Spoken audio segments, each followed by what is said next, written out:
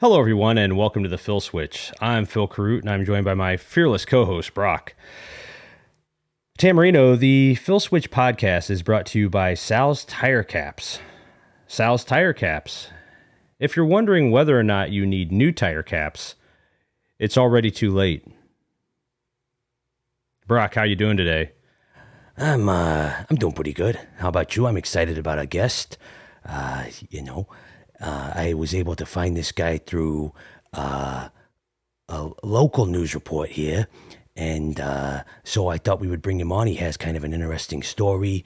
Had been getting quite a bit of attention from some people in his field, his career field, and so I thought we'd bring him on to tell us his story here a little bit. Sounds good. Well, Brock, you went right into it, which is absolutely fine. That's how we do things here at the Phil Switch. So yeah, let's bring on our guest. Brock, why don't you introduce him? So our guest today, he is a ship captain, and Captain Tye Sherman.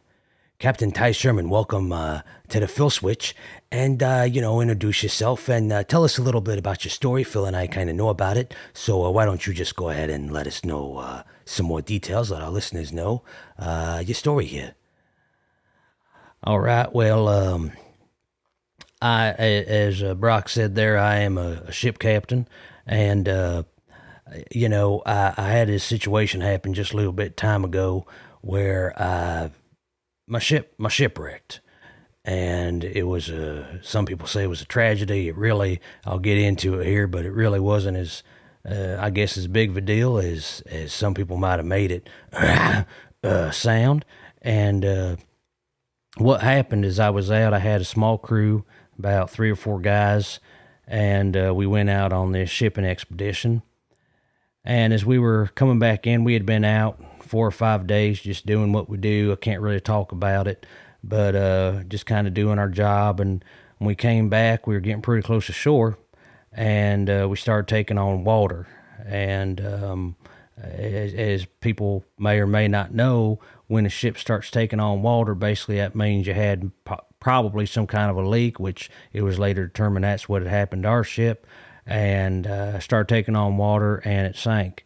And what makes my story kind of interesting is, one, I'm here, and I was the captain of the ship, and there's the old saying that goes, the captain goes down with the ship.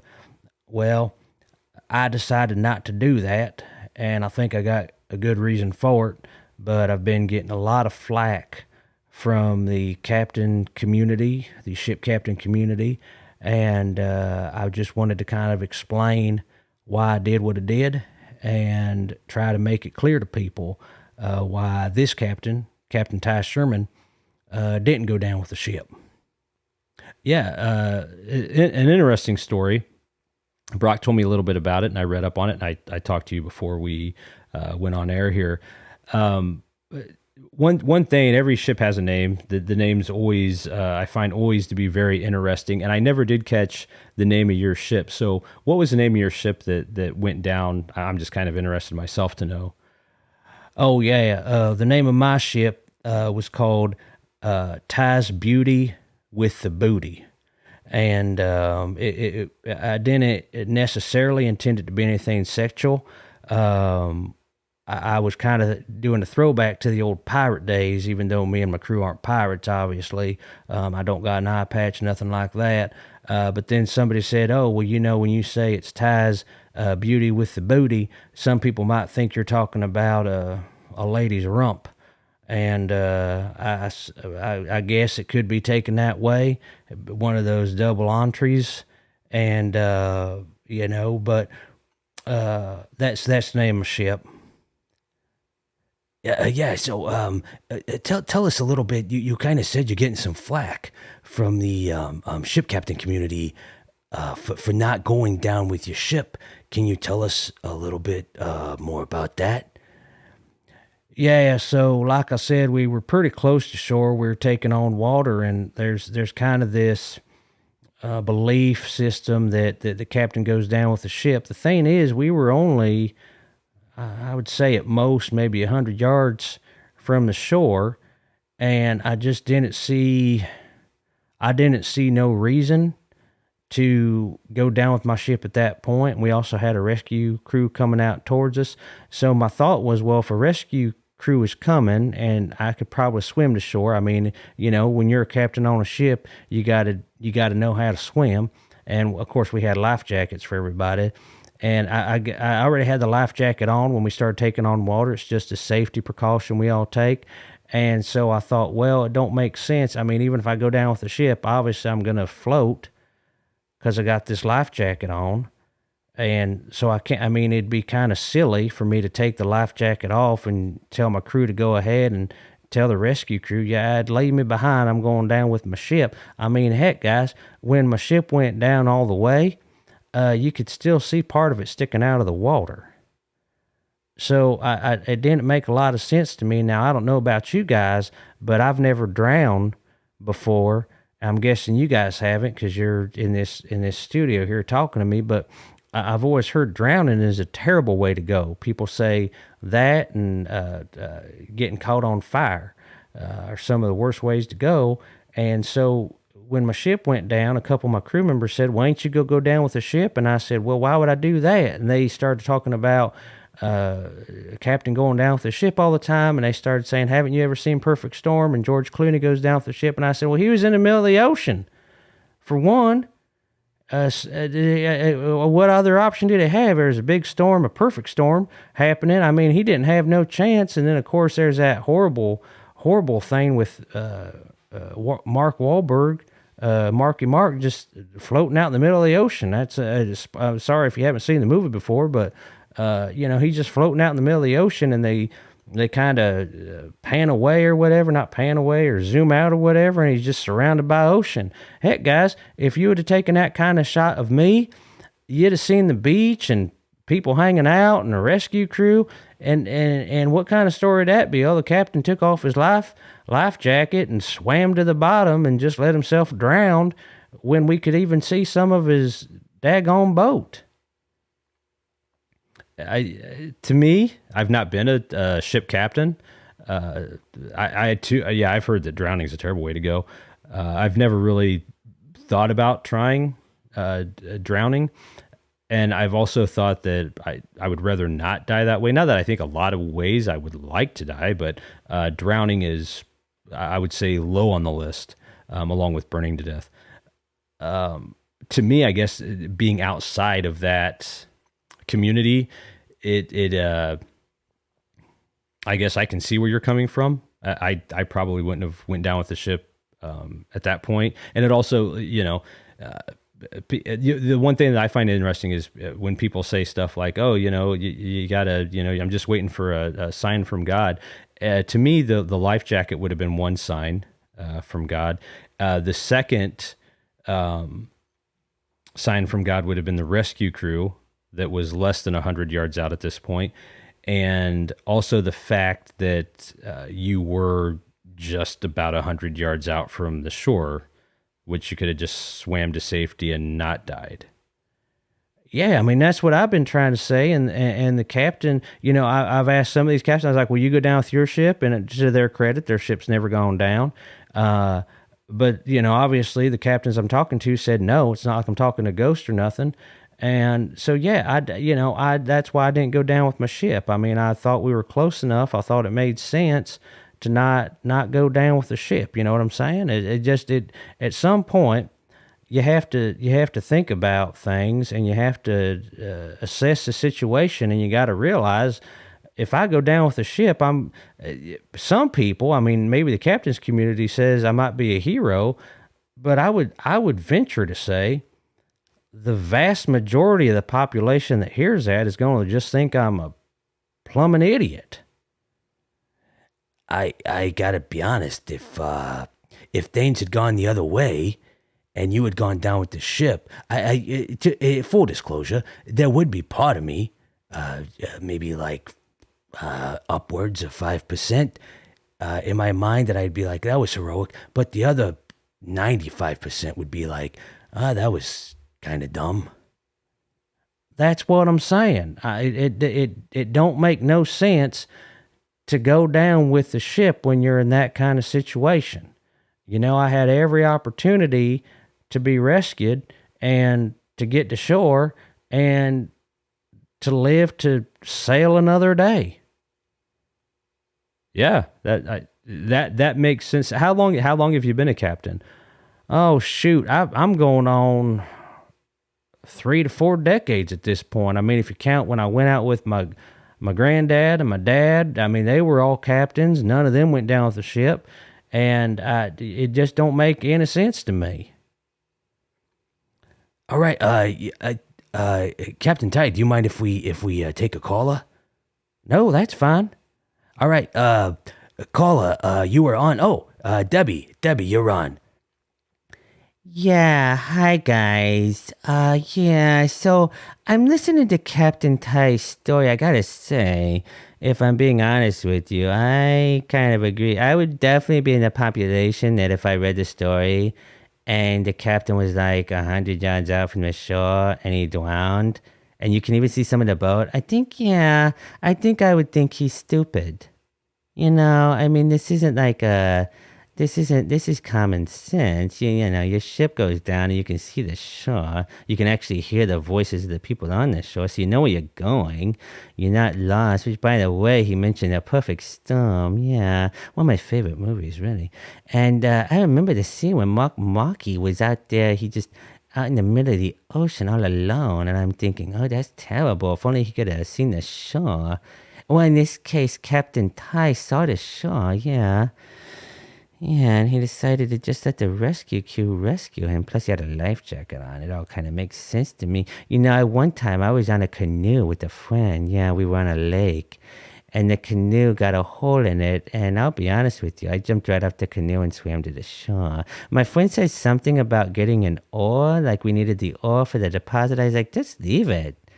Yeah, my friend went back for the oar, and they still didn't give us a deposit. Because what my friend didn't realize is a deposit...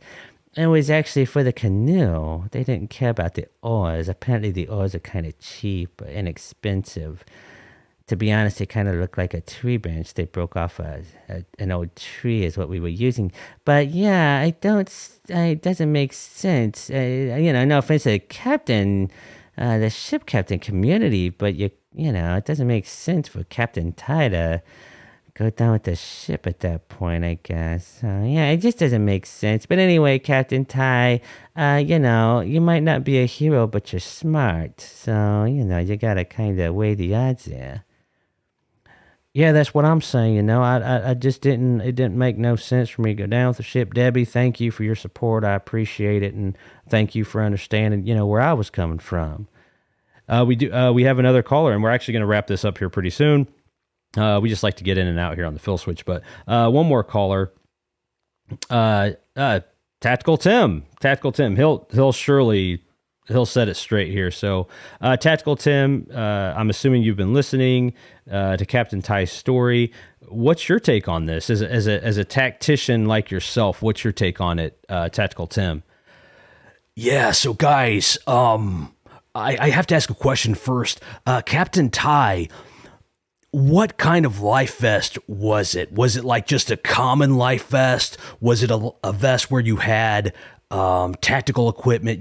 Usually when I'm out on sea missions, what I have in my life vest is typically upwards of 5 to 6 tactical knives. And then also I have obviously maybe 10 to 12 extra mags.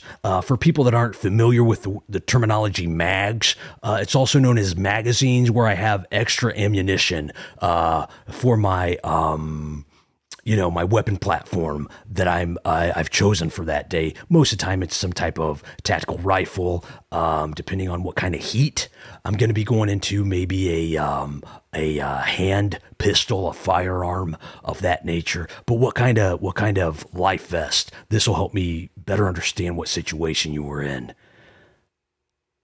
Oh heck, I don't know. It's just I think it was a red life vest. I didn't have knives or nothing like that. That's not really what we do. Yeah. So you weren't, like, when you went to shore, you weren't prepared for battle. Well, no, because it was it was like a public shore. We weren't fighting anybody. There's a rescue crew actively coming to get us. So I mean, there was the only preparation I had at that point was to get off the sinking ship. Yeah, so you were like, I know that you said your crew of 3 to 4, which it I will say is troublesome to me that you didn't know the exact number. Anytime I go out my number, we do my crew, we do a head count, we have a solid number, and that way I know when we get into the thick of it. And when we're extracting ourselves from the thick of it, we have an idea. Like if I do a head count, I'm like, we had 8 guys going in, we have 8 guys coming out. So I know that for sure. Gosh darn, I would just throw in, it was like 3 to 4. I don't remember exactly because sometimes we have 3 other guys, sometimes we have 4 other guys. And oh, so 3 or 4 other guys. So technically you would have had 4 to 5 because you got to include yourself in the extraction plan. We don't have no extraction plan. All I'm here talking about is that I didn't go down with my ship. Yeah, and that's kind of the thing. Like the ship is one of your guys. So now we're thinking you have like 5 to 6. So you did leave. You left one of your team behind. No, I didn't know. My boat, my boat ship thing. It's not a team member. Like that. That don't make no sense. That you're thinking my ship is a team member. Yeah, but it is. I think better agree to disagree at this point. But Tactical Tim, as always, thank you for your input.